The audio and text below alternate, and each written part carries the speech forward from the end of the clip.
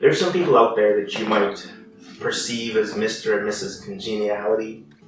They go to parties, they are comfortable, they're almost even the life of the party at times. And you would never know that those people may have struggled with social anxiety in their past. Because social anxiety can be overcome. And people who are determined to work through it actually get to experience the benefits of having had social anxiety, which is that they tend to appreciate more the opportunity to interact with people and the stories they get to learn and the fun they get to have. Shy often reflects a preference to be with people you're most comfortable with. And social anxiety reflects a general state of unease when you're outside of your comfort zone, outside of your home maybe, and you're having to meet people. So they can be people you know, they can be people you don't know, but there's a general sense of unease when it's meeting people or having to perform in front of people.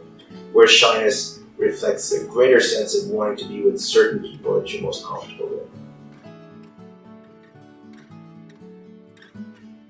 Selective mutism is often a result of some form of trauma.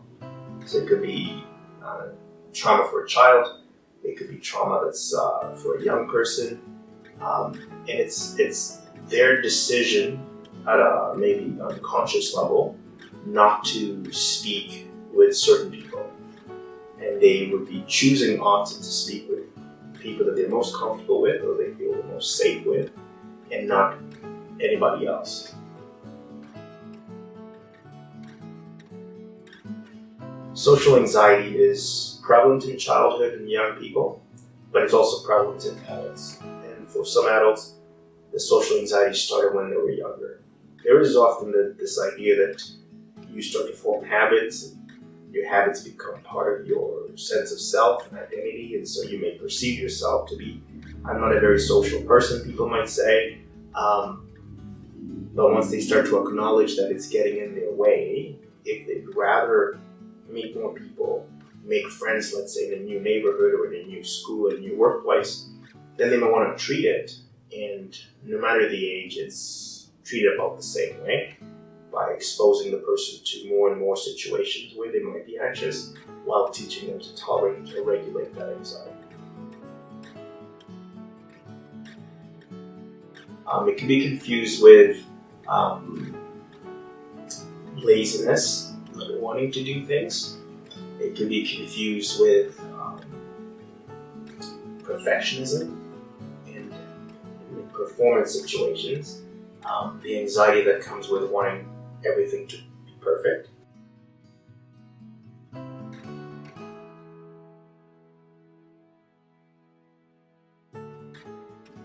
So it's the stereotype that men are generally not talkers and rarely are talkers about feelings is a true stereotype.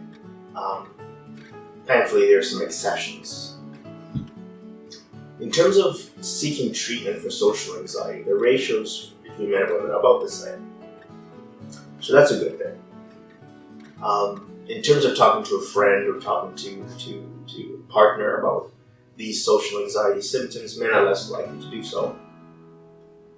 And I know this is Men's Health Week, and so for men out there who are struggling with social anxiety, it's often a good idea to start by talking to somebody you trust, somebody you know, and letting them know that you need their help to start to get into situations where you are meeting new people or different people, and you have an ally, somebody who knows that you might be struggling, and that your goal is to get over it by exposure and meeting people in incremental doses of difficulty. So let's be men who talk. And we don't have to talk to everyone about all of our feelings, but we can choose one person and talk to them about these particular feelings.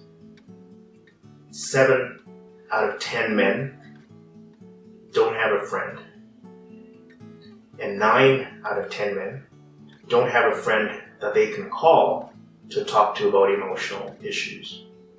And so for us guys, we need to be intentional and purposeful about cultivating friendships Men love to talk after they have been active or doing something with other guys. So going fishing, playing football, frisbee, golfing, and talk starts to flow. So get together with some guys or get together with some friends and do some things together and make that a venue by which you can start to talk. So if you're out there struggling with social anxiety, 1, there's hope. 2, you can overcome it. And 3, you might have the kind of life that you envision that cool people have who go out and enjoy social situations. You could be one of those folks.